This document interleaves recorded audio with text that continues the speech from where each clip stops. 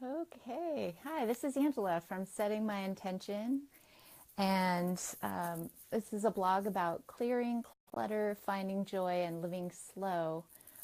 I'm still relatively new to Facebook Live, so if you can hear me, I would really appreciate it if you could just give me a thumbs up. And I don't know if I'll be able to see comments, but we'll look at that at the end. So this is my third video in the Facebook Live series that I'm doing, and I'm here in my basement because the series is about decluttering an area that you've been avoiding. So in the first video, I call it my area of shame, that I actually wrote a blog post a long time ago, a few years ago, about. And I shared in the first video that we've lived in our house since 2006 and have used our basement in so many ways. We've used it to store things like most people, but we've also used it as a place to kind of like gather all of our things if someone's coming over, and just shove it in a box and just put it down in the basement.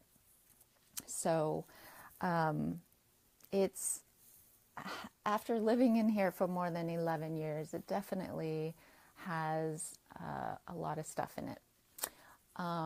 So yeah, it's also a workspace. It's a place that we have computer work.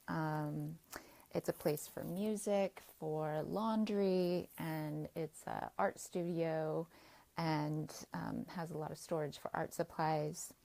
So I've been decluttering for more than 2 years now, and been focusing on our house, and I've been waiting to kind of tackle the basement until our house was pretty much in order, or in better shape. So I've decided that it's really time, and so I started this series a few weeks ago. The intentions of the series is, one, to let you know that you're not alone, and also two, that to invite you to declutter along with me in a space that you've just kind of shut the door or you've been avoiding. So in the second video, I talked about increasing our awareness of our thoughts before and after or before and while we're decluttering, because we can be filled with a sense of like dread or negativity when we come into a space that's cluttered and filled with things that we haven't decided on. So I also discussed about how changing those negative thoughts to something more helpful will encourage us to be people of action, like to be able to actually look forward to and be able to spend that 10 or 15 minutes every day to declutter. And the second part of the second video was choosing just a small area of your decluttering space and that you'll work on for the week. And so I would love to know in the comments if what area you're working on, whether or not it's related to this Facebook Live series or not. That would be great if you could just put that in the comments. I'd love to hear. So my first area in the basement was this little corner right here. There we go. So it's near our washer and dryer, and this area is kind of the domain that I mainly work in. So the basement holds a lot of my husband's things, and so if you are working in a shared space, I just encourage you to do your area first and try to collaborate on the rest of the stuff. I will say that a lot that we had a really good conversation.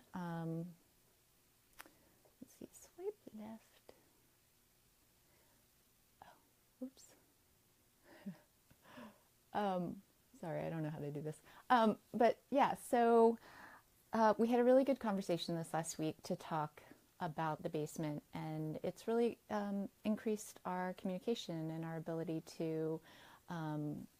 just to be able to figure out, what do we want the basement space to be, and does it have to be mostly my husband's domain, or can we make it more of a family space, and what would that look like, and how would we do it, and all kinds of questions. So that was really helpful, and it was actually really encouraging. So in my space here, I'm connected to a tripod, so I'm not going to be able to move around a lot, but if you can see, there's a donate box and there's a recycle box, and then the shelf next to the dryer is 5 shelves, and just the top 3 now are full of things. So there's my gardening supplies on one, and then there's laundry supplies on the next, and then there's just our cat carrier. So I'm actually thinking about maybe trying to get rid of the lower 2 shelves because we don't need them. And a lot of the stuff there was stuff that could have been gotten rid of a long time ago. But I'm sure if you're struggling with decluttering, you understand like the concept of clutter blindness. Like if you don't actually pay attention to your things and make time to actually really look at the things that are around you, then it can just become just part of the background. And so there was a lot of boxes filled with things. Like one box was filled with some science, like little science kind of things for a science birthday party that my son, who's now 15, from his, I don't know how old, I think he was 6 or 7. So it's been there for years. And so I just threw all of that out, put the box in the recycling. And there was like an old chandelier that we had replaced from our house when we first moved in, and it had been sitting in a box because we thought, oh, maybe we'll donate it, maybe someone else will want it, even though we don't like it. But so we just decided, like, we should just throw it out. So we threw it out, put the box in the recycling, and then there were kind of old laundry detergents that were actually empty that could just go in recycling.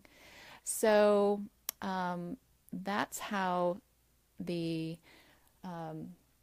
and then there's some things on the ground, which I can show you. Oops, sorry guys, that was not good. Okay, so there is like a big trash bag of stuff, and there's some vermiculite, which I haven't used and probably will not plan on using, and there's some old like clothes that are ripped, and like old sofa covers that I thought, well, maybe someday I'll dye them and then use them again, because they're white, and white with 3 boys in the house, they're not in good condition. So so I thought maybe I'll dye them a different color someday, but honestly, I won't do that. So I'm going to call the Goodwill today to find out if they accept materials that aren't worth donation but will recycle, and that's been on my to-do list for a long time, so I'm going to do that today after I get off this call.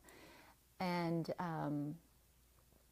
then I'm still I'm going to try and see about the gardening things, whether I can donate that to like a community garden in an area, or whether I can maybe use it in my garden beds. But that will probably get out of the basement today too. So for next week, my husband and I are both gonna just go through some of the obvious garbage and recycling that's on the floor in the basement, and then we're going to go on the and clear out the basement stairs. And the reason for that is just to kind of keep one spot in the area that you're decluttering clear. And so we had done that before and kept the stairs clear, and that was really helpful. And we'll try and do that again. So that is what we're going to do for next Friday. So I encourage you to think about if you haven't finished up your space that you wanted to do, I'd encourage you to do that and finish that up. And then pick one more space that might take 10 or 15 minutes to do, and go ahead and work on that throughout the week. And even if you don't work on it throughout the week, but just do one day, that works too. Like, actually, I worked on it this morning because I hadn't had a chance to do it, and got it finished. And so the Facebook Live is a great way to just keep accountable to what I commit to do, and I encourage you to try to do some form of accountability in that way too. It really helps. So have a wonderful week, and I will see you in the next video next Friday. All right, take care.